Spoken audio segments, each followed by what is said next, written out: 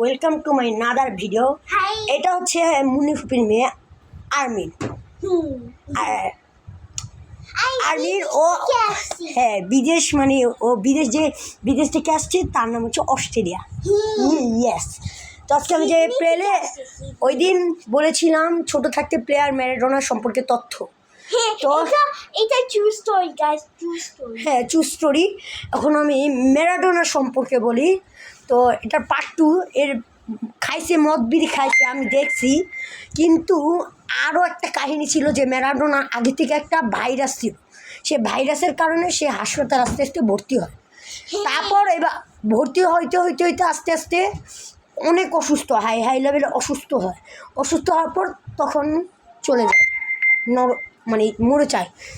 এবার প্লে সম্পর্কে বলি। প্লে যে বিড়ি খায় এগুলো কিছু না, সব ফেক। এটা আমি ভুলবশত বলছি।